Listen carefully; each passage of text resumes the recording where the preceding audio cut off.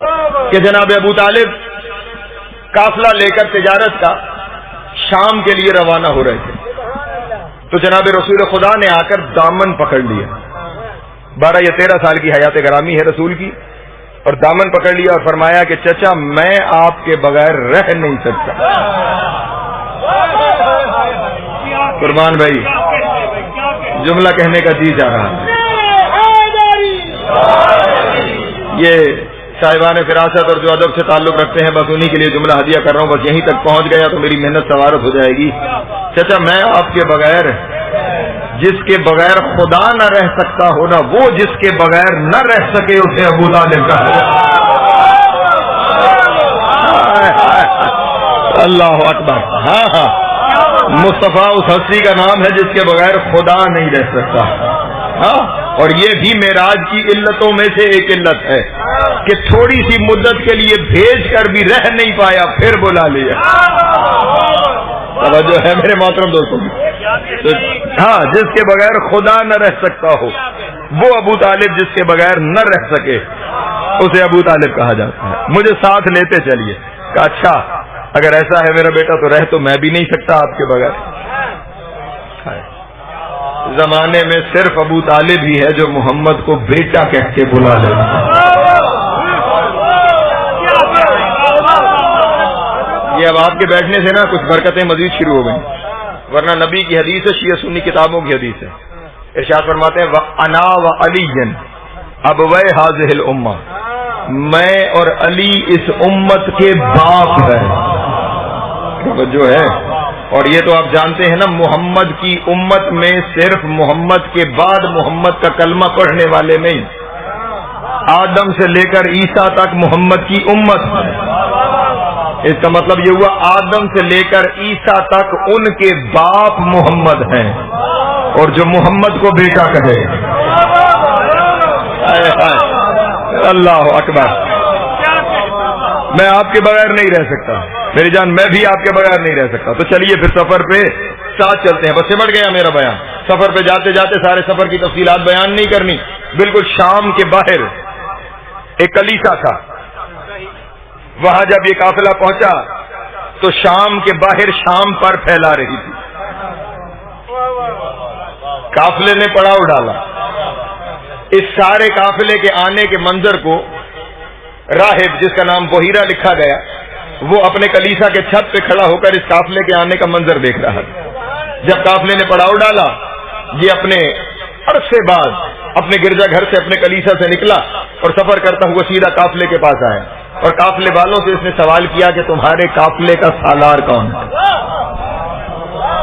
سب نے جناب ابو طالب کی طرف اشارہ کیا. وجاہت و روب و دبدبا دیکھ کر کچھ دل میں احساس سا پیدا ہوا. ایک جانب لے گیا اور لے کے جا کے کہنے لگا کہ میں نے آپ کے سامنے ایک راز بیان کرنا. جناب ابو طالب نے کہا بولو کیا راز بیان کرنا ہے؟ کہا میں بڑے دور سے اس قافلے کے آنے کا منظر دیکھ رہا تھا. میں نے دیکھا کہ آپ کے قافلے میں یہ جو بچہ ہے نا، یہ شہزادہ، یہ جب دور سے آ رہا تھا نا تو سارا قافلہ دھوپ میں تھا، اس پہ بادل نے سایہ کیا. اللہ اکبر. اس پہ بادل نے سایہ کیا ہوا تھا. شکر ہے وہاں پہ کوئی مولوی نہیں تھا، ورنہ جو اگلا جملہ اس نے کہا اس پہ فتویٰ آ جانا تھا. اس نے کہا صرف بادل اس پہ سایہ کیے ہوئے نہیں تھا، جہاں جہاں سے یہ گزرتا چلا جا رہا تھا ارد گرد کے درخت جھک جھک کے اسے سجدہ کرتے چلے جائے. ہائے ہائے. اللہ اکبر. سلامت. اور میں دیکھ رہا تھا کہ جس پتھر پہ پاؤں رکھتا تھا اسے لولو مرجان بناتے ہوئے گزر رہا تھا، جس ریگزار پہ پاؤں رکھتا تھا اسے مرغزار بناتے ہوئے گزر رہا تھا. کہنا کیا چاہتا ہے آسان لفظوں میں بتا، بیان کیا کرنا چاہتا ہے؟ قریب آ کے کہنے لگا یہ ساری نبوت کی نشانی ہے. یہ ساری ابو طالب کا کلمہ ڈھونڈنے والوں، یہ ساری نبوت کی نشانیاں ہیں. جناب ابو طالب زیر لب مسکرائے اور مسکرا کے کہا یہ تو ہمیں پتا ہے، کچھ اور بتانا ہے. ہائے ہائے. جو یہ تو ہمیں معلوم ہے، کچھ اور بتانا ہے. اس نے کہا حضور اگر آپ کو یہ معلوم ہے تو پھر میرا اگلا سوال یہ ہے، یہ بتائیے کہ اگر آپ کو یہ معلوم ہے کہ یہ اللہ کا نبی ہے تو پھر یہ بتائیے جہاں سے تراش خراش شروع ہو جاتی ہے، یہ بتائیے کہ اس قافلے میں عمران کون ہے؟ ہائے ہائے سلامت رہے، مولا آپ کو زیادہ عطا فرمائے۔ اس قافلے میں عمران کون ہے؟ جناب ابو طالب نے کہا تو عمران کو کیسے جانتا ہے اور کیوں ملنا چاہتا ہے؟ اس نے کہا میں نے اپنی مقدس کتاب انجیل میں پڑھ رکھا ہے آخری نبی کے نگہبان کا نام عمران ہے۔ اللہ اکبر، جیو جیو سلامت حیدری، مولا زیادہ عطا فرمائے۔ آخر نبی کے نگہبان کا نام عمران ہے، ختم ہوا میرا بیان، نام عمران ہے۔ اب جناب ابو طالب نے کہا اچھا اس عمران کی تلاش میں ہے تو سن، میں ہی عمران ہوں۔ جو جملہ کہنا ہے اگر ضائع چلا گیا تو یہاں سے اسلام آباد تک دکھ لے کر جاؤں گا، میں ہی عمران ہوں۔ یہ کہنا تھا کہ بحیرہ راہب قدموں پہ جھکا، دونوں ہاتھ قدموں پہ لگائے، پھر جناب ابو طالب کی دستبوسی کی اور دستبوسی کر کے کہنے لگا حضور اپنا ہاتھ بڑھائیں، اپنا ہاتھ بڑھائیں، اپنا ہاتھ بڑھائیں۔ کیا کرے گا؟ کہا میں آپ کے ہاتھ پہ محمد کا کلمہ پڑھوں گا۔ ہائے ہائے سلامت رہے، مولا مجھے جملہ کہنا ہے قربان بھائی، آپ کے ہاتھ پہ محمد کا کلمہ پڑھوں گا۔ کل جب اعلان رسالت کرے تو میرے گواہ ہو جائیے گا تاکہ میرے لیے جنت لکھی جائے کہ میں نے محمد کا کلمہ پڑھا تھا۔ ہاتھ بڑھائیں، آپ کے ہاتھ پہ کلمہ پڑھنا چاہتا ہوں۔ اور ابو طالب کا کلمہ ڈھونڈنے والوں، ابو طالب کلمہ پڑھنے نہیں کلمہ پڑھوانے آیا۔ اللہ اکبر، جیو سلامت رہے، مولا جو کہتا ہے ابو طالب کلمہ پڑھنے نہیں، ابو طالب زمانے کو کلمہ پڑھوانے آیا۔ پڑھتے نئے مسلمان ہیں جو آدم سے پہلے کے مومن ہیں، ان کا کلمہ نہیں تلاش کیا جاتا۔ مولا آپ کو سلام دیتے، ابو طالب کا احسان ہے کہ آج زمانہ کلمہ پڑھ رہا ہے۔ سارا جہان جس کے سائے میں پل رہا ہے، اسے جس نے پالا ہے اسے ابو طالب کہا جاتا ہے۔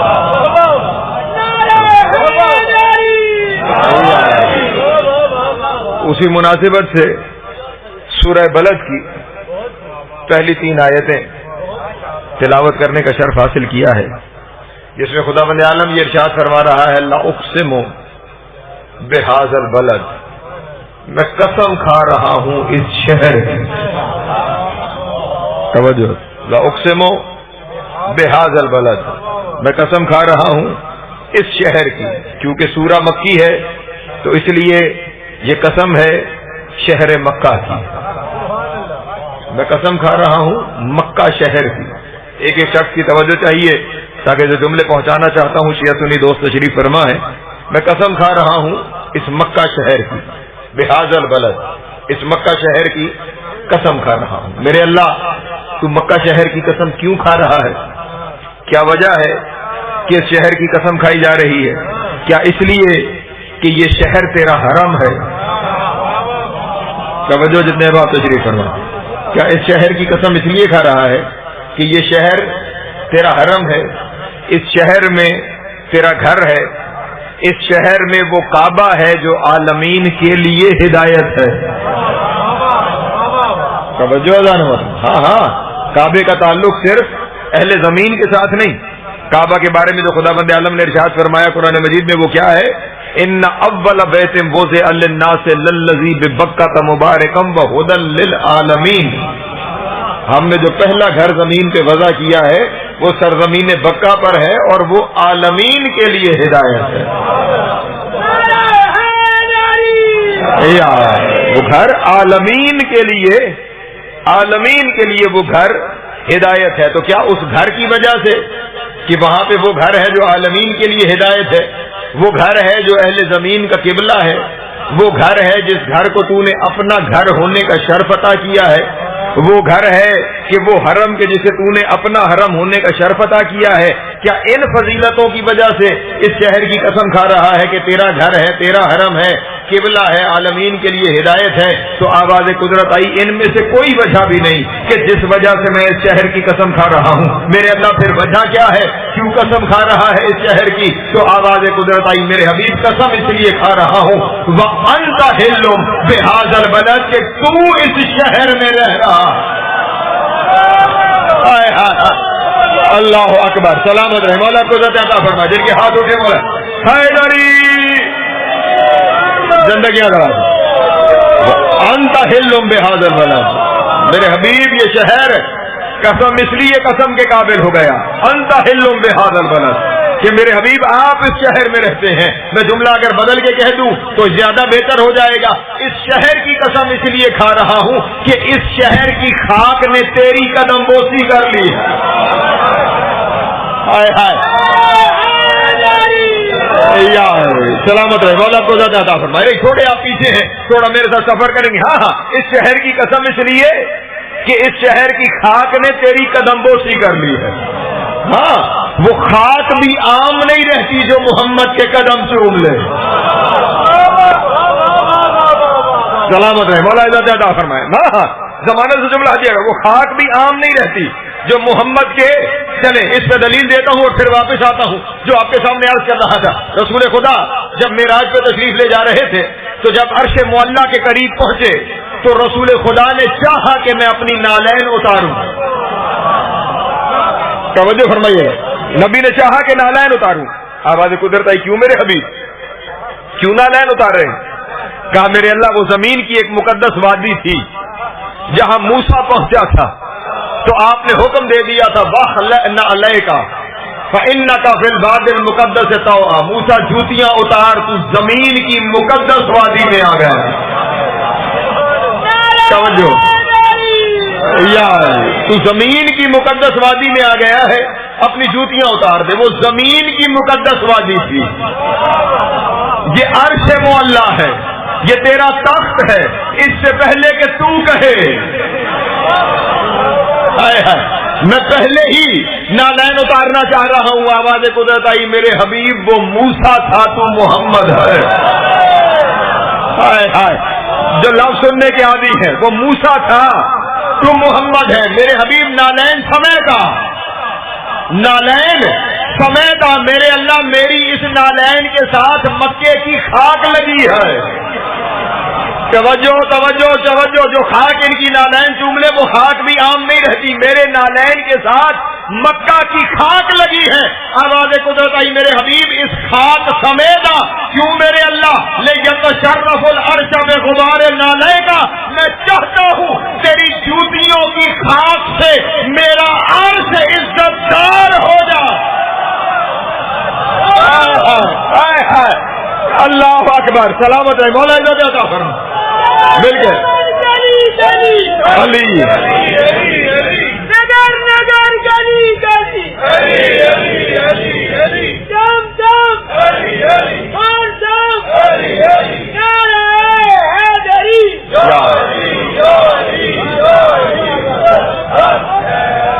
میں جملہ کہوں اپنے دوستوں کے سامنے، جس کے پاؤں کی خاک عرش کو عزت دار بنائے، توجہ فرمائیے گا، جس کی نالین کی خاک عرش کو عزت دار بنائے، پھر جو اس کا خون ہے، ہائے ہائے سلامت رہے، مولا آپ کو عزت عطا فرمائے، جس کے نالین کو چھو لینے والی خاک کی یہ عزت ہے۔ اس لیے خدا فرما رہا ہے میرے حبیب اس شہر کی قسم اس لیے ہے انت حل بہذا البلد کہ میرے حبیب تو یہاں رہتا ہے، یعنی میرا گھر ہونا اہمیت کا حامل نہیں،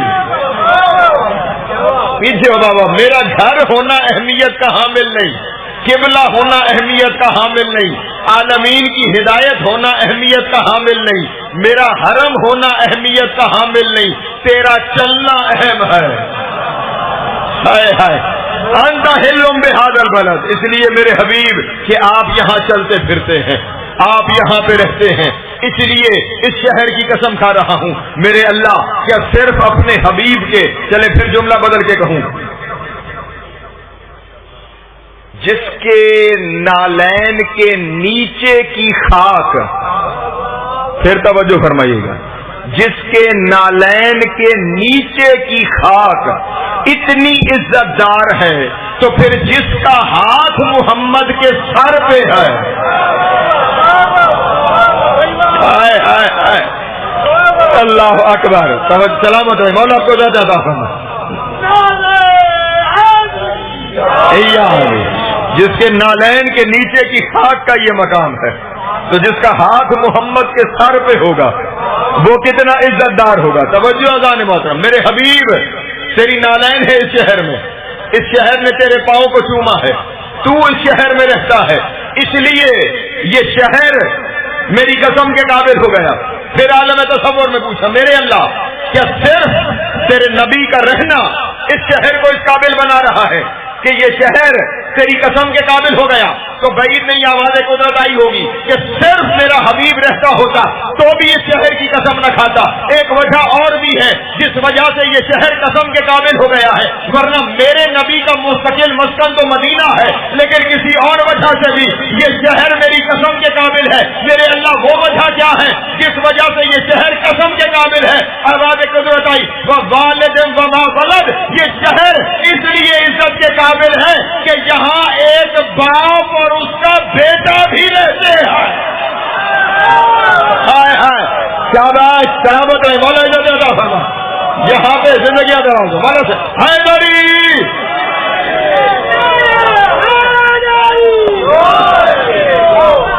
والدن وما ولد، ایک باپ اور بیٹا نبی کے سوا۔ توجہ رہے اذان محترم، خدا نے شاید آیت کے پہلے حصے میں نبی کا تذکرہ ہی اس لیے کر دیا الگ سے کہ اگر صرف باپ اور بیٹے کا تذکرہ کرتا تو لوگ یہاں سے مراد لیتے رسول خدا اور رسول خدا کے والد گرامی، لیکن رسول کا تذکرہ خدا نے الگ کر کے بتایا کہ اب جس باپ بیٹے کا تذکرہ کر رہا ہوں نا، وہ باپ بیٹے محمد کے سوا کوئی ہے، وہ محمد کے سوا کوئی ہے۔ میرے اللہ وہ باپ بیٹے کون سے ہیں کہ جو محمد کے علاوہ اس شہر میں رہتے ہیں اور ان کا رہنا اس شہر کو تیری قسم کے قابل بنا رہا ہے؟ تو بعید نہیں آواز قدرت آئے گی، میرے حبیب سے پوچھو کہ وہ باپ بیٹا کون ہے جو اس شہر میں رہ کر اس شہر کو میری قسموں کے قابل بنا رہے ہیں؟ تو جب ہم نے نبی سے پوچھا، نبی نے فرمایا باپ سے مراد ابو طالب ہے، بیٹا علی ہے۔ اللہ اکبر، علی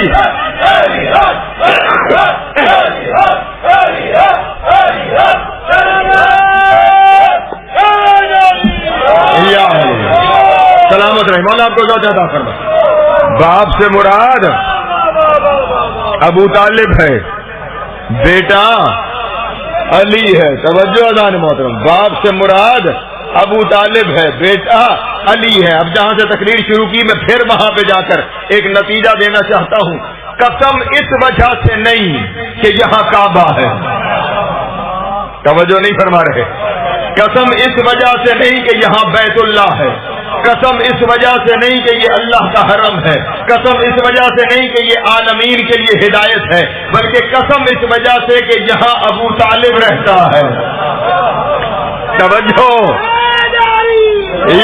جملہ ہدیہ کرنے جا رہا ہوں، قسم اس وجہ سے ہے کہ یہاں ابو طالب رہتا ہے۔ حضرت صاحب کعبہ ہونے کی وجہ سے قسم نہیں، قسم اس وجہ سے ہے کہ یہاں ابو طالب رہتا ہے۔ تو آپ سینے پہ ہاتھ رکھ کے ممبر کی بلندی سے یہ جملہ کہنے کا حق رکھتا ہوں، بلکہ اس ممبر کی بلندی کیا کعبے کی چھت پہ کھڑا ہو کے کہنا پڑے تو میں کہنے کے لیے تیار ہوں کہ مکے کی قسم کعبے کی وجہ سے نہیں، ابو طالب کی وجہ سے ہے۔ تو اس کا مطلب یہ ہوا اللہ کی نظر میں کعبے سے زیادہ عزت دار ابو طالب ہے۔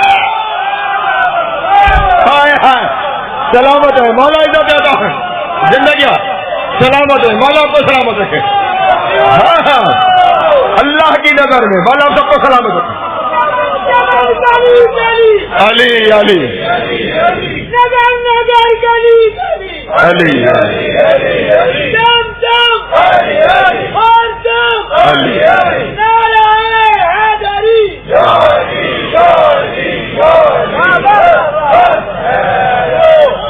مطلب یہ ہے کہ مسلمان اس کا کلمہ ڈھونڈ رہے ہیں جو اللہ کی نظر میں کعبے سے محترم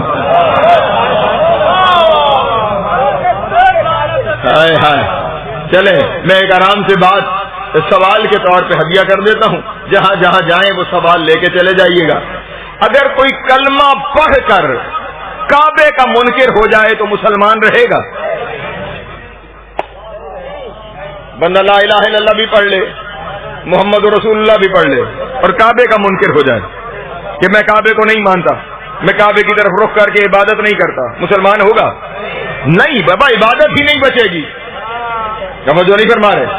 نماز واجب کی شرط ہے قبلہ رخ ہونا. توجہ ہے نا اذان موت؟ تو پھر جب کعبے کو ہی نہیں مانتا تو عبادت ہی نہ رہی، عبادت ہی نہ رہی تو دین سے خارج ہو گیا. توجہ نہیں فرمائی.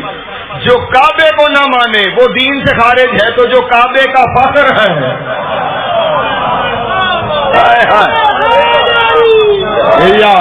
تو پھر ابو طالب کے لیے کلمے نہ تلاش کرو. ابو طالب اللہ کی نظر میں کعبے سے زیادہ محترم ہے. اور اب جملہ کہنے لگا ہوں اور صرف صاحبان اشارت کے لیے جملہ ہے. اگر جملہ پہنچ گیا تو شاید اس سے آگے کچھ کہنے کی ضرورت ہی نہیں ہے. اللہ کی نظر میں جناب ابو طالب کعبے سے زیادہ افضل ہے. جانتے ہیں کیوں؟ وہ اس لیے کہ اللہ کا حبیب کعبے کے سائے میں نہیں، ابو طالب کی شفقت کے سائے میں پلا. اللہ اکبر. سلامت رہے والا تو زیادہ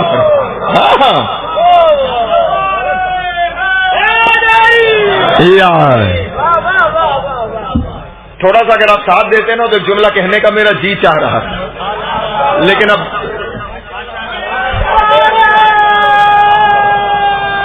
پیچھے بیٹھے مل کے دونوں ہاتھ اٹھا کے حیدری. توجہ فرمائیے. چلے جملہ ہدیہ کر دیتا ہوں اس یا علی کہنے کے نتیجے میں نے کہا اللہ کا نبی کعبے کے سائے میں نہیں، ابو طالب کی شفقت کے سائے میں پلا ہے. اور اب جملہ پھر صاحبان عرفان کے لیے ہے، اگر کوئی سمجھ جائے. جس کا اللہ نے سایہ نہیں بنایا وہ ابو طالب کے سائے میں بنا. اللہ اکبر. سلامت. جسے خود خدا نے بے سایہ بنایا ہے، اسے جس کے سائے میں رکھا ہے اس سائے کو ابو طالب کہا جاتا ہے. اور وہ سایہ بھی کوئی ایسا بھرپور سایہ تھا، وہ سایہ شفقت بھی کوئی ایسا کمال سایہ تھا. اور اس نے اپنے سائے میں بے سایہ کو ایسا پالا کہ اس لا شریک کو کہنا پڑ گیا میرے حبیب تجھے میں نے پالا. علم یجد کا یتیمن فآوا. اے میرے حبیب کیا ہم نے آپ کو یتیم پا کر پناہ نہیں دی؟ توجہ توجہ. جس کی پناہ کو اللہ اپنی پناہ کہے. ہائے ہائے.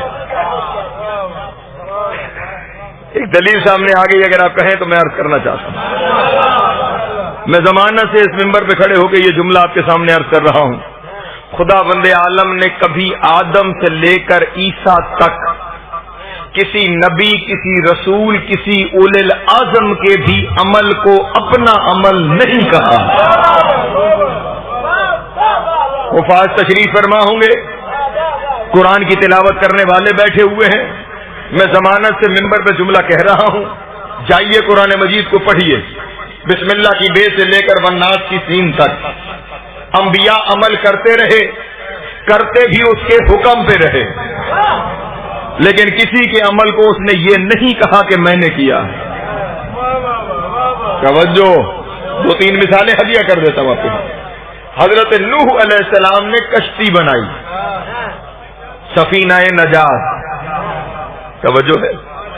اور اس احتیاط سے یہ کشتی بنوائی گئی کہ حضرت جبریل علیہ السلام خدا بند عالم کی طرف سے ایک ایک درخت کے بارے میں حکم لے کے آتے رہے کہ ہر درخت بھی نہیں کاٹنا. توجہ فرمائیے گا، درخت معین ہوئے کہ یہ درخت کاٹنے ہیں، ان درختوں کے تختے کیسے بنانے ہیں یہ بھی جبریل نے بتایا، ان تختوں کو ملانے کے لیے جو 14 میخیں تھی وہ بھی جبریل لایا. نہیں توجہ فرمائی آپ نے؟ توجہ ہے. اس کشتی کو بھمر سے بچانے کے لیے جو تختی لانی تھی وہ بھی جبریل لایا. توجہ دان میں یا لیکن وہ پوری کی پوری کشتی بنائی جناب نوح نے. جبریل کھڑے ہو کے بتاتے رہے یوں بنائیں یوں بنائیں، یہ کریں یہ کریں یہ کریں. کشتی بنائی جناب نوح نے، اور جب بن گئی، توجہ اذان محترم، حکم بھیجنے والا خدا، حکم لانے والا امین وحی، کشتی بنانے والا نجی اللہ. کتنی احتیاط سے کشتی بنی، لیکن جب بن گئی تو خدا بند عالم نے فرمایا بنی ہماری آنکھوں کے سامنے ہے، بنائی نوح نے ہے. جو نہیں فرما رہے، بنی ہماری آنکھوں کے سامنے ہے لیکن بنائی کس نے ہے؟ نوح نے. میرے اللہ تیرے حکم سے بنائی ہے، درخت تک تو نے بتائے ہیں، طریقے تک تو نے بتائے ہیں، تو کہہ دے میں نے بنائی. توجہ نہیں فرما، نہیں بنائی نوح نے. چلے یہ تو کشتی تھی نا امت کے لیے، یہ کشتی تھی امت کے لیے. خدا نے اپنے 2 نبیوں کو حکم دیا میرا گھر بناؤ. توجہ نہیں فرما رہے، میرا گھر بناؤ. اور پھر وہ گھر بھی ہر پتھر اٹھانے کی اجازت نہیں، جو میں جگہ بتاؤں گا وہاں سے پتھر لانے. میں اسی شہر میں وہ جگہ بھی بتا چکا، اس جگہ کی تفصیل بھی بتا چکا. ایک جملے میں اگر آپ سننا چاہیں تو جہاں آج غار ہرا ہے، یہ قدرتی غار نہیں، یہاں سے حضرت ابراہیم نے پتھر نکالے تھے کعبہ بنانے کے لیے. توجہ ہے میرے محترم دوستو؟ جو پتھر نکلے وہاں غار بن گئی. کتنے دور سے اللہ کا نبی پتھر لاتا رہا. حدود اربا بھی خدا نے بتایا، پتھر کہاں سے لانے ہیں یہ بھی خدا نے بتایا، بنانا کیسے ہے یہ بھی خدا نے بتایا.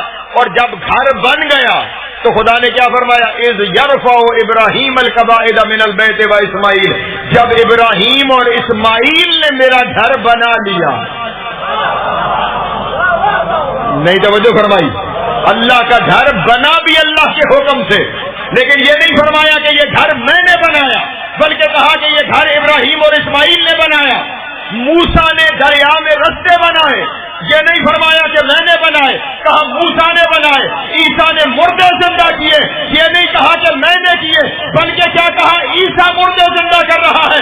پورے قرآن مجید میں 1.25 لاکھ نبیوں میں صرف محمد ہے جس کے بارے میں خدا فرما رہا ہے وما رمیت اذ رمیت ولکن اللہ رمی. اے میرے حبیب یہ تیر تو نے نہیں چلایا، یہ میں نے چلایا ہے.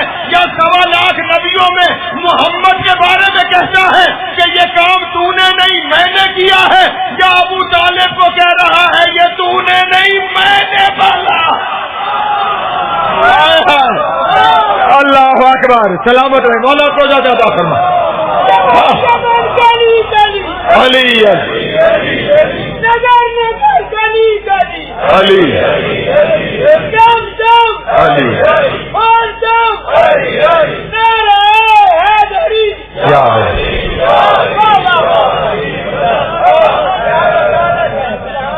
جو ہے میرے محترم دوستوں میں، جو عام نبی کے عمل کو اپنا عمل نہیں کہتا، صرف سلطان الانبیاء ہیں جن کے عمل کو بھی وہ اپنا عمل کہتا ہے، جن کے قول کو بھی وہ اپنا قول کہتا ہے، جن کی مشیت کو بھی وہ اپنی مشیت کہتا ہے. اور مصطفیٰ کے بعد وہ والد مرتضیٰ ہے. اللہ اکبر. جس کے کام کو خدا اپنا کام کہہ رہا ہے.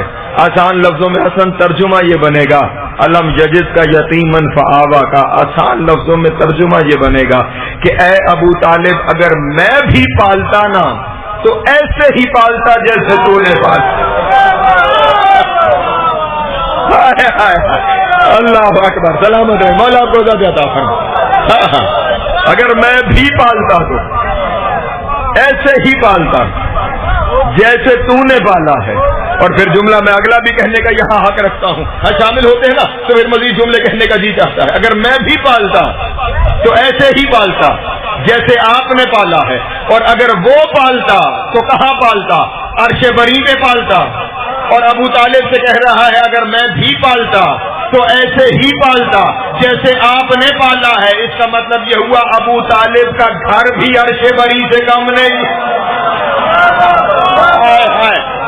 اللہ اکبر. چلا نہ میں دلیل آپ کے سامنے, یہ تو خطابت آپ کے سامنے کی نا, اسی خطابت میں دلیل ہدیہ کر دیتا ہوں. پریشان ہو گئے آپ, اور دلیل بھی قرآن سے پیش کر دیتا ہوں. پڑھے لکھ دو تشریف فرما ہے. معراج کی آیت کیا ہے؟ سبحان الذی اسری بعبدہ لیلا من المسجد الحرام الی المسجد الاقصی. پاک ہے وہ ذات جو اپنے بندے کو مسجد الحرام سے مسجد اقصی تک لے گئی. جاؤ اپنی اپنی تاریخ کی کتابیں کھول کر دیکھو کہ محمد کا سفر شروع کہاں سے ہوا. ہائے ہائے, توجہ نہیں فرما رہے. ہاں, معراج کی شب میرے نبی کا سفر ابو طالب کی حویلی سے ہوا ہے. پریشان ہو گئے آپ احباب. ہاں, معراج کی شب نبی اکرم کہاں آرام فرما تھے؟ جناب ابو طالب کے, توجہ, دو ہی روایتیں ہیں, ایک جناب ابو طالب کے گھر اور دوسری جناب ابو طالب کی بیٹی ان کے گھر. توجہ ہے میرے محترم دوستوں کی. اب باپ کا گھر ہو یا بیٹی کا, اللہ کی نظر میں مسجد الحرام ہے.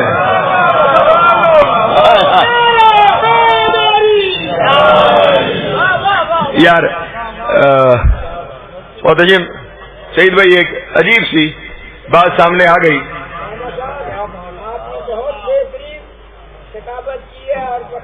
مولا آپ کو سلامت رکھے, صحت زندگی عطا فرمائے, اور ہماری زندگی بھی اسی گھرانے کی وکالت میں گزرے.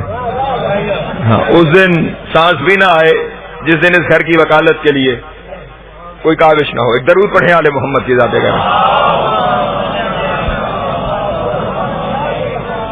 زمانہ جانتا ہی اسی گھر کی وجہ سے ہے, ورنہ اس فقیر کو کون جانتا تھا. یہ تو بس اسی گھر کے ساتھ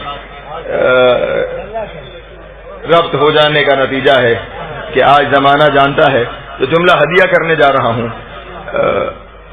صاحبان اشارت کے لیے اب ایک مجلس میں ہر جملہ کھول کے نہیں بیان کر سکتا. اتنا تو آپ جانتے ہیں نا, ابھی آپ کے سامنے عرض کر دیا. سفر شروع ابو طالب کے گھر سے ہوا اور کہاں تک پہنچا؟ کعبہ قوسین او ادنا تک. ٹھیک, اور وہ پردے کے پیچھے کون تھا یہ بھی آپ جانتے ہیں. تو بس میں یہی کہہ سکتا ہوں, معراج کا سفر ابو طالب سے شروع ہو کر علی پہ تمام ہو جائے.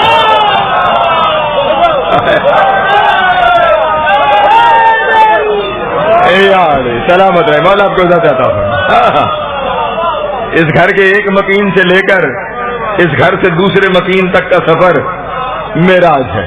توجہ ہے میرے محترم دوستوں. اگر ہم بھی پالتے تو ایسے ہی پالتے کہ جیسے آپ نے پالا ہے. جس کے پالنے کو خدا اپنا پالنا کہے, زمانہ اس کے کلمے کی تلاش میں ہے. توجہ فرمائیے گا, ابو طالب کا کلمہ نہ تلاش کرو. میں اپنے بھی صاحبان ممبر سے ہمیشہ یہ عرض کیا کرتا ہوں, جب بھی گفتگو ہو ایمان ابو طالب پہ نہیں, مقام ابو طالب, عصمت ابو طالب پہ, عزت ابو طالب پر. یہ بڑی سچی باتیں ہیں. کلمہ کلمہ کلمہ کلمہ. ذرا جائیے نہ, جا کر تاریخ کی کتابیں کھولیے, حدیث کی کتابیں کھولیے, اور یہ کتابیں کھولنے سے پہلے اپنی آنکھیں کھولیے. پہلے آنکھیں کھولیے, جائیے اور جا کر کتابوں کو پڑھیے کہ یہ جو جناب ابو طالب کے بارے میں روایت بیان کی گئی کہ جب دنیا سے جا رہے تھے نبی نے کان میں کہا کلمہ پڑھ لو, کلمہ پڑھ لو. اور انہوں نے پلٹ کر کہا کہ جناب میں تو کلمہ, یہ روایت جا کے دیکھو تو صحیح روایت ہے کس سے. یہ درمیان میں بہت سارے لوگوں نے درمیان میں ڈنڈیاں ماری ہیں, ورنہ وہ جو شروع والے صاحب ہیں ان پہ بات نہیں کر رہا, درمیان میں راویوں پہ گفتگو ہو رہی ہے. یہ روایت ہے حضرت ابو ہریرہ سے کہ کان میں کہا کلمہ پڑھ لو، اور انہوں نے کہا میں، کس سے روایت؟ جناب ابو ہریرہ سے۔ جناب ابو ہریرہ نے اسلام قبول کیا ہے فتح خیبر والے دن۔ توجہ نہیں فرما رہے، پریشان۔ سن 7 ہجری میں جناب ابو ہریرہ نے کلمہ پڑھا ہے، مسلمان ہوئے ہیں، اور صرف یہ نہیں کہ چلے مسلمان ہوئے تو رہتے یہاں پہ ہوں گے، توجہ نہیں فرما رہے، اس علاقے کے رہنے والے بھی نہیں، یمن کے رہنے والے، توجہ فرما رہے، ادھر کے تھے ہی نہیں، وہاں سے آئے تھے غیر علاقے سے، اور یہاں آ کر نبی اکرم کا کلمہ پڑھا تھا۔ ان سے روایت ہے، توجہ، جس نے کلمہ جناب ابو طالب کے دنیا سے پردہ کرنے کے 10 سال بعد پڑھا ہے، توجہ، وہ ہے ہی نہیں، سرے سے موجود ہی نہیں، ان کے ساتھ روایت منسوب کر دی گئی کہ انہوں نے کہا ہے، توجہ اگر انہوں نے کہا ہے، نبی نے کان میں کہا، توجہ جان محترم، جو نبی نے کان میں کہا وہ تم نے اس کی زبان سے سن لیا کہ جو موجود ہی نہیں تھا، جو نبی نے میدان میں کہا۔ ہائے ہائے، اللہ اکبر، سلامت رہے، مولا آپ کو زیادہ فرمائے۔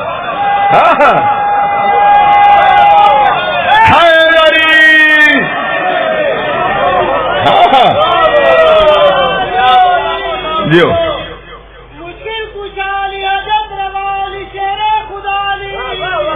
جی ہر پوچھا ہر گلی علی علی بول، ہم نبی کون، یا علی علی علی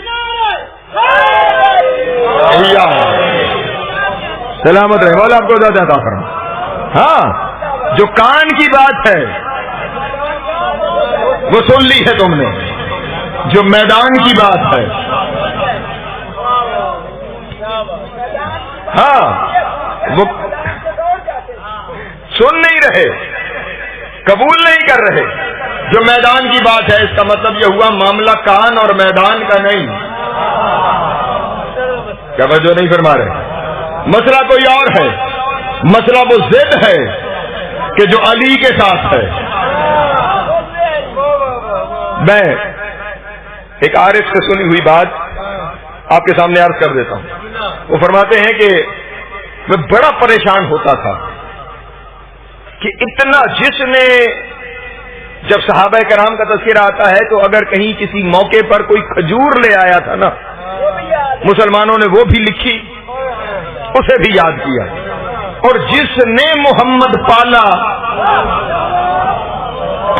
اس کے بارے میں کفر کے فتوے، وہ کہتے میں بڑا اس بات پہ پریشان ہوتا تھا، مسلمان کیوں جو خود کو عاشق رسول کہتا ہے، توجہ، وہ مربی رسول پر کفر کا فتویٰ کیوں لگا رہا ہے؟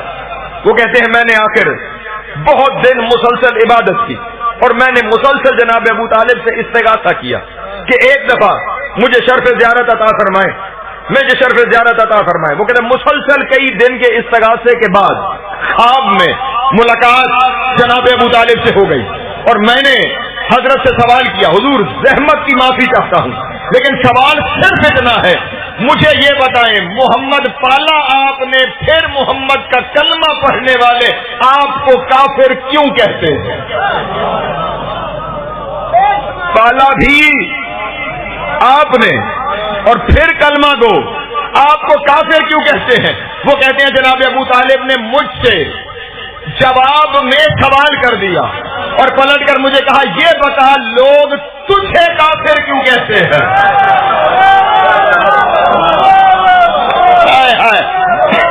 سلامت ہے، لوگ تجھے کافر کیوں کہتے ہیں؟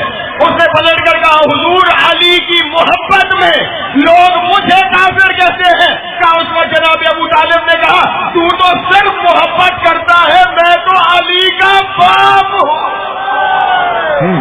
اور میں ان اساتذہ کا شاگرد ہوں جنہوں نے جناب ابو طالب تو جناب ابو طالب جناب عبد المطلب پہ اشرے پڑھ رکھے ہیں، توجہ ہے اذان میں۔ ہاں تو اب قرآن کی طرف لیے چلتا ہوں، قرآن سے ثابت، اس طرف چلتے ہیں، کلمہ کیوں تلاش کرتے چلے جا رہے ہو؟ خداوند عالم نے قرآن مجید میں اپنے حبیب سے مخاطب ہوتے ہوئے ارشاد فرمایا، میرے حبیب لقد من اللہ علی المؤمنین اذ بعث فیہم رسولا من انفسہم، اے میرے حبیب اللہ نے مومنوں پر یہ احسان کیا کہ ان میں سے ایک رسول بنایا. نہیں توجہ فرمائی آپ نے؟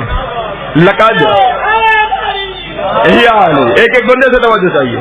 لقد من اللہ علی المؤمنین، اللہ نے احسان کیا مومنین پر، اذ بعث فیہم رسولا من انفسہم، ان میں سے، توجہ، ان میں سے. اب اس کا مطلب نبی اکرم مبعوث ہوئے ہیں مومنین میں سے، تو اس کا مطلب یہ ہوا جن میں سے نبی مبعوث ہو رہا ہے وہ بے شک سے پہلے کے مومن ہونے چاہیے.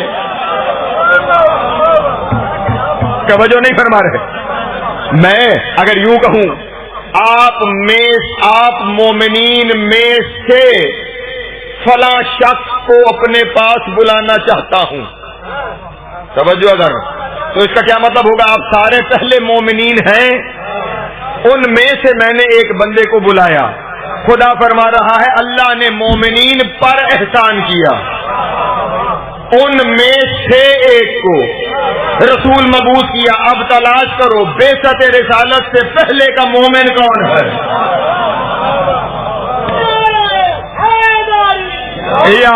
توجہ نہیں فرما رہے؟ بعثت رسالت سے پہلے کا مومن تلاش کر کے لاؤ. بعثت سے پہلے کا مومن کون ہے؟ ہاں کھلی چھٹی ہے، جاؤ تلاش کرو بعثت سے پہلے کا مومن کون ہے. جس کو تم ٹھانو گے نا، ہر ایک کے بڑے بھی مشرک نظر آئیں گے. توجہ نہیں فرما رہے؟ جس کو لاؤ گے ہر ایک کے بڑے مشرک نظر آئیں گے، حتیٰ کہ ہر ایک بڑا خود بھی اپنی زندگی کے ابتدائی حصے میں بتوں کے سامنے سر جھکاتا ہوا نظر آئے گا. ہاں جتنے سب بڑے ہیں تمام کے تمام رضی اللہ، سب کے سب پہلے بتوں، بلکہ کیونکہ برادران علیہ السلام تشریف فرما اس لیے جملہ ہدیہ کرنا چاہتا ہوں. تمام صحابہ کرام کے ساتھ آتا ہے رضی اللہ تعالی، علی کے ساتھ کہا جاتا ہے کرم اللہ وجہ. برادران کے یہاں کرم اللہ وجہ شریف، ان کے چہرے پہ اللہ کا پوچھئے، جا کر پوچھئے، علماء سے سوال کیجئے، باقی سارے رضی اللہ. علی کرم اللہ وجہ، کیا وجہ ہے کہ علی کے چہرے پہ اللہ کا کرم ہے؟ ہر ایک ہونا عالم چاہیے، وہ پلٹ کر آپ کو جواب یہی دے گا کہ علی کے چہرے پر اللہ کا کرم اس لیے ہے کہ زمانہ جاہلیت میں بھی کبھی یہ چہرہ کسی بت کے سامنے نہیں جھکا.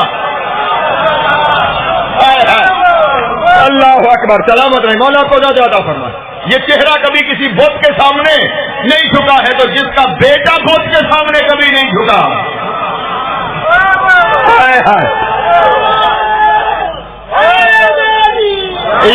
پھر ایک دلیل ہدیہ کرنی ہے. میں پھر یہاں پہ ایک جملہ اپنے دوستوں کے سامنے ہدیہ کرنا چاہتا ہوں کہ کبھی علی کا چہرہ کسی بت کے سامنے، تو جس کا بیٹا چلے. اسی پہ دلیل پھر واپس آتا ہوں. حدیث ہے رسول کی کہ کل مولود یولد علی فطرت الاسلام، ہر پیدا ہونے والا بچہ فطرت اسلام پہ پیدا ہوتا ہے، پالنے والا اسے اپنے جیسا بنا دیتا. ہائے توجہ توجہ توجہ توجہ، پڑھے لکھے دوست تشریف فرما، وہ دروازے تک بیٹھا ہوا مجمع، ہر بچہ فطرت اسلام پر بخاری صاحب پیدا ہوتا ہے، اور پالنے والا اسے اپنے جیسا، پالنے والا باپ نہیں، پالنے والا اسے اپنے جیسا بنا دیتا ہے، جس جیسے محمد اور علی ہے. اللہ اکبر، سلامت رہے، مولا آپ کو زیادہ عطا فرمائے. سیدہ کو سب مل کے حیدری پالنے والے اسے اپنے جیسا بنا دیتے ہیں. دو بالے ہیں ابو طالب نے. ایک درود پڑھیں آل محمد کی ذات کرام. بسم اللہ. جناب محترم زوار قربان جعفری صاحب مولا کے منظور نظر خان. اللہ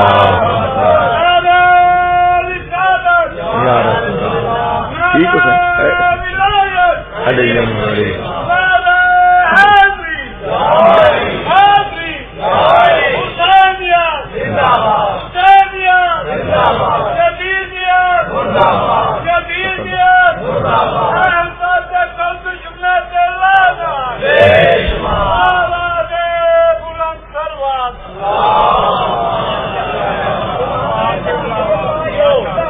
پالنے والے اپنے جیسا بنا دیتے ہیں. تو جس جیسے محمد علی ہے وہ ابو طالب کیسا ہوگا. اور اب یہاں پر پھر قرآن کی ایک آیت کا سہارا لے کر میری مجبوری یہ ہے کہ کچھ معاملات ایسے ہیں کہ صرف مجھے اشاروں میں گزرنا پڑے گا اور صاحبان اشارت کے لیے ہی جملہ چھوڑ کے جا رہا ہوں. اس حدیث کی روشنی میں یہ طے ہو گیا کہ محمد علی ابو طالب جیسے ہیں.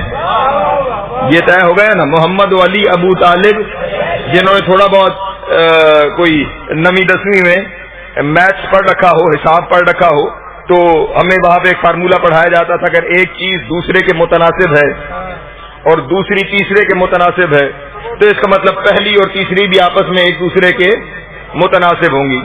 پریشان تو نہیں ہوگا؟ یعنی پہلی چیز آسان لفظوں میں پہلی چیز دوسری جیسی ہے اور دوسری چیز تیسری جیسی ہے تو پھر پہلی اور تیسری بھی ایک جیسی ہوں گی. تو اب بس جملہ ہدیہ کروں، بس اشارے میں گزر رہا ہوں. حدیث نے بتایا محمد و علی ابو طالب جیسے ہیں. اب پھر آیت پڑھتا ہوں. آیت میں محمد و علی کے بارے میں خدا نے ارشاد فرمایا وَلِلَّهِ الْمَثَلُ الْأَعْلَىٰ، یہ دونوں اس جیسے ہیں.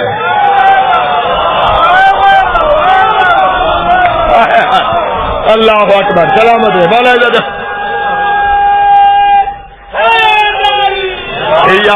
تو پھر سمجھ جانا چاہیے ابو طالب کیسا ہے. اسی لیے تو میں نے تھوڑی دیر پہلے جو آپ کے سامنے جملہ کہا تھا یہی پہ اس کی دلیل بن گئی کہ میرے حبیب اگر میں بھی تجھے پالتا، توجہ ہے، تو ایسے ہی پالتا جیسے ابو طالب نے. تو کیا قرآن کی آیت تھی لقد من اللہ علی المؤمنین، اللہ نے مومنوں پر احسان کیا ہے کہ ان میں سے ایک رسول بنایا ہے. تو اب تلاش کرو کہ کون ہے جو بعثت رسالت سے پہلے کا مومن ہے. توجہ اذان محترم، جب زمانے کو مل گیا تو ہمیں دکھا دے، جب تک نہیں ملتا تو ہم تمہیں دکھانے کے لیے تیار ہیں.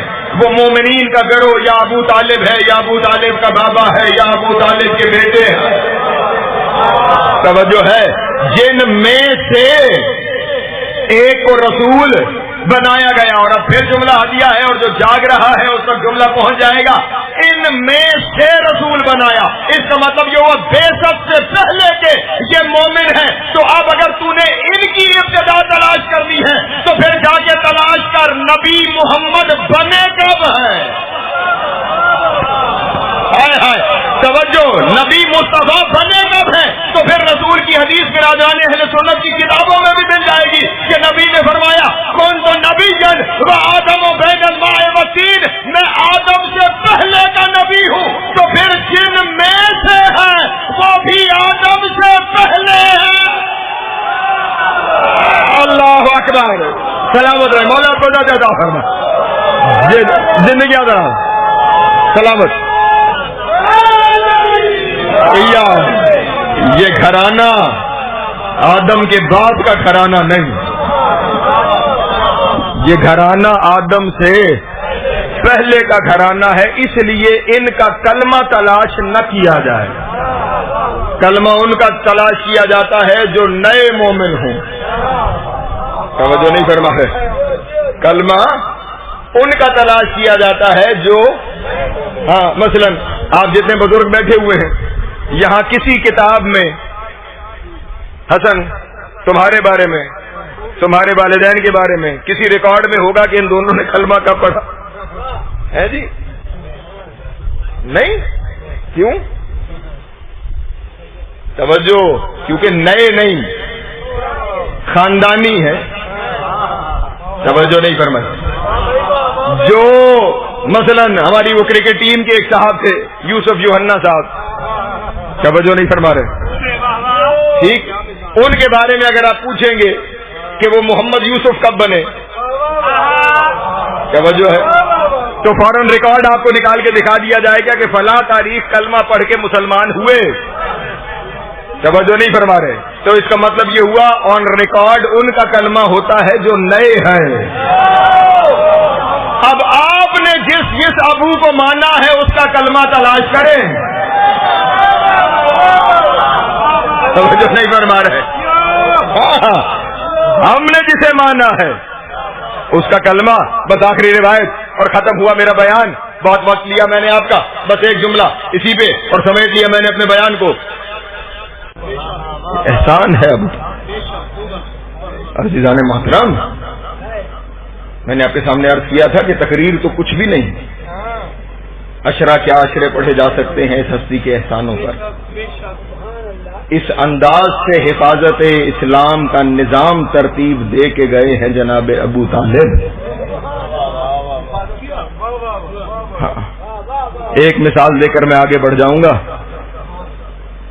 براہ راست جو کفر کے ساتھ اسلام کی پہلی جنگ ہے نا وہ بدر ہے، اور بدر کی جنگ کے پہلے شہید جناب عبید اللہ بن الحارث، بھتیجا جناب ابو طالب کا، عبید اللہ بن الحارث بن عبد المطلب. توجہ، جب زخمی ہوئے اور خون بہت بہہ گیا، رسول خدا پہنچے اور رسول نے اپنے چچا زاد بھائی کا سر اٹھا کر اپنی گود میں رکھا اور رسول اللہ نے پیشانی کو سہلانا شروع کیا. لمس رسالت محسوس ہوا، آنکھیں کھلی، رسول کے چہرے کی زیارت کی اور ایک عجب جملہ جو تاریخ میں ثبت ہو گیا. جناب عبید اللہ بن الحارث نے کہا کہ یا رسول اللہ، روز محشر چچا ابو طالب کے سامنے گواہ ہو جائیے گا، جو وعدہ انہوں نے کیا تھا ہم نبھا سکے.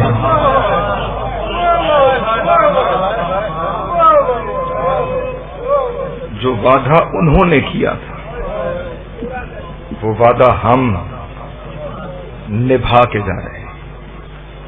یہ حفاظت اسلام کا وعدہ خدا اور رسول خدا سے کیا ہوا ابو طالب کا.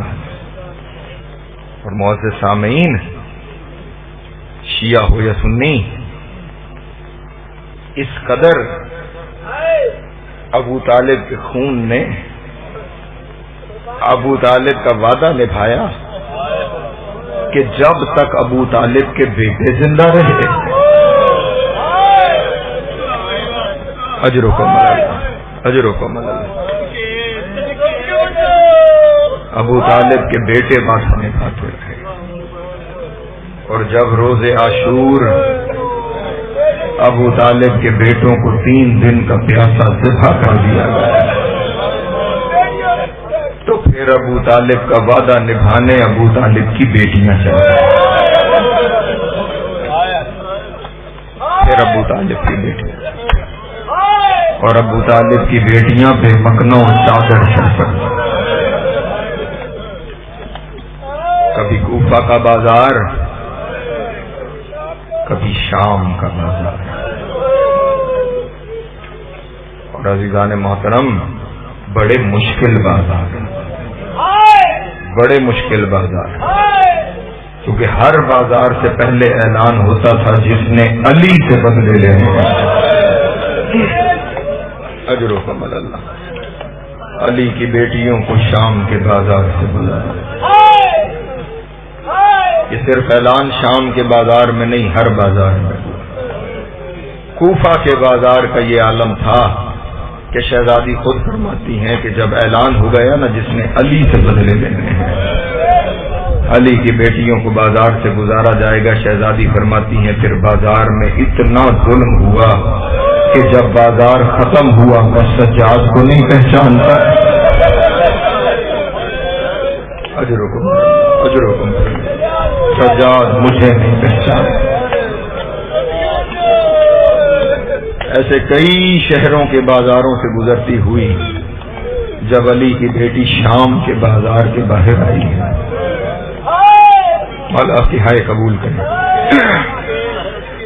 شمر تازیانہ لے کر سید سجاد کی پشت پہ آ گیا ہے، اور بس میں سید ہونے کے ناطے اتنا ہی کہہ سکتا ہوں کہ پورے سفر کی تاریخ اس نے سجاد کی پشت پہ لکھنا شروع کر اور کچھ ایسے لکھی کہ صفحہ لال ہو گئے. اجرکم اللہ اجرکم اللہ. جب خون بہنا شروع ہوا تو سید سجاد نے کہا شمر سارے رستے مارتا آیا، میں نے تجھ سے پوچھا نہیں کہ کیوں مار رہا ہے. اب تو منزل آ گئی، اب تو شام کا بازار بھی آ گیا، شام کا دربار بھی آ گیا، پھر اتنا ظلم کیوں کر رہا ہے، پھر اتنے تازیانے کیوں برتا رہا ہے. ہنس کے کہنے لگا سجاد تیری پھپھی نے چلنے سے انکار کر دیا ہے. اللہ، جب تک علی کی بیٹی چلے گی نہیں اس وقت تک میں تازیانے برساتا رہوں. اجرکم اللہ. میں ظلم کرتا رہوں گا. یہ سننا تھا. سید سجاد نے رو کر کہا شمر میں پھپھی کو کہہ تو نہیں سکتا کہ چلے، لیکن پوچھتا ضرور ہوں جو اتنے مشکل بازاروں سے گزر آئی ہے اس نے شام کے بازار میں چلنے سے انکار کیوں کر دیا. سید سجاد چلتے ہوئے عالیہ بی بی کے پاس آئے اور آ کر کہا پھپھی اماں ہر بازار سے گزر آئی، ہر دربار سے گزر آئی، شام کا بازار ہے چلنے سے انکار کیوں کر دی. اور یہ سوال بنتا بھی ہے. ہم کئی دفعہ کے زوار اکٹھے ہیں، بھائی قربان بھی اور میں بھی. اکثر ایک دفعہ کوفہ میں مولا کے گھر کے باہر دہلیز پر سجدہ ریز تھے. بھائی جاتے ہیں گھر کے اندر نہیں جاتے، سجدہ ریز تھے. ایک شاعر اہل بیت آپ ہی کے شہر کے راکب ہمارے ساتھ وہاں موجود تھے. سجدے میں سر تھا اور اس نے سجدے میں مجھ سے یہ سوال کیا کہ مولانا صاحب یہ بتائیں قید ہو کر بھی یہیں سے گزری تھی. اللہ اکبر. قید ہو کر بھی یہیں سے گزری تھی. آنکھوں سے آنسو جاری ہوئے اور میں نے کہا ہاں قید ہو کے بھی یہیں سے گزری تھی، لیکن یہ سوال کیا کیوں تو نے؟ تو وہ رو کے مجھے کہنے لگا اس جگہ سے قید ہو کے گزرنا بڑا مشکل ہے جہاں کبھی شہزادی بن کے رہی. ہائے ہائے ہائے ہائے. اجرکم اللہ اجرکم اللہ اجرکم اللہ. اسی گھر میں کبھی شہزادی بن کے رہی ہے، اسی گھر کے سامنے سے قید ہو کے گزری ہے جو اتنے مشکل منزلوں سے گزر آئی نا. اسی لیے سید سجاد نے کہا تھا پھپھی اماں اس شہر سے بھی گزر آئی ہو جہاں کبھی شہزادی بن کے آئی تھی، وہیں سے قیدی بن کے گزر آئی ہو، پھر یہاں شام کے باہر چلنے سے انکار کیوں کر دیا. یہ سننا تھا. آنکھیں نہ رہی ساون کے بادل ہو گئے. آنکھوں سے آنسو جاری ہیں اور رو کر کہا سجاد گو کہ تم وقت کے امام ہو، لیکن آؤ میں ایک راز سے آگاہ کرتی ہوں. جی پھپھی اماں ارشاد فرمائیے. روتے ہوئے کا سید سجاد بظاہر آپ کا بچپنا تھا، 2.5-3 سال کا سن تھا. 21 رمضان نماز فجر سے پہلے، اللہ اکبر، 40 ہجری 21 رمضان نماز فجر سے پہلے میرے بابا نے مجھے بلایا اور مجھے بلا کر کہا سارے چلے جاؤ. اللہ اکبر. میں نے اپنی بیٹی سے کوئی بات کرنی ہے، سارے چلے جاؤ.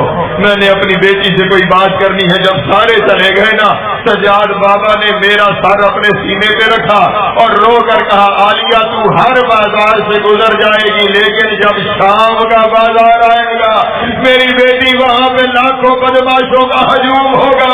ڈھول بجانے والے ڈھول بجا رہے ہوں گے، شراب پینے والے شراب پی رہے ہوں گے، اور لوگ اشارے سے پوچھیں گے ان میں علی کی بیٹی. اجرکم اللہ اجرکم اللہ. تمہاری ہائے بلند ہو گئی ہے، ہاتھ سروں تک آ گئے. بس سمیٹا میں نے اپنے بیان کو. وہاں پہ لوگ پوچھ رہے ہوں گے ان میں نہیں ہے، تیرا بابا علی تیرے ساتھ آ جائے گا، تیرا بابا تیرے ساتھ شام کے بازار سے گزرے گا، رونے کا سجاد شام کا بازار بھی آ گیا، ابھی تک بابا بھی نہیں آیا۔ اجرکم اللہ، اجرکم اللہ، اجرکم اللہ۔ مولا کی ہائے قبول کرے۔ شام کا بازار بھی آ گیا، ابھی تک بابا بھی دکھائی نہیں دے رہے، بس اتنا کہنا تھا کہ دائیں جانب سے ایک نقاب پوش سامنے آئے، چہرے سے نقاب ہٹایا، پکار کر کہا بیٹا پہچان میں علی، اور میں تیرے ساتھ کربلا سے کوفہ، کوفہ سے شام، ہر بازار میں تیرے ساتھ ہوں۔ جو قیامت کا جملہ ہے وہ یہ ہے کہ جیسے ہی کہا میں علی، چہرے سے نقاب ہٹایا، شہزادی نے دیکھا مولا کے چہرے پہ خون کے نشان تھے، رو کے کہا بابا لوگوں نے پتھر تو مجھے مارے، تازیوں نے تو مجھے مارے، بابا آپ کے چہرے پہ خون کیسا؟ رو کے کہا عالیہ جب شمر خنجر چلا رہا تھا تم 70 قدم میں کھڑی تھی، میں نے اور تیری ماں نے حسین گود میں ذبح کر آیا، شمر خنجر چلاتا تھا، کبھی میں ہاتھ رکھتا تھا، کبھی تیری ماں ہاتھ رکھتی تھی، یہ حسین کا خون۔ ماتم حسین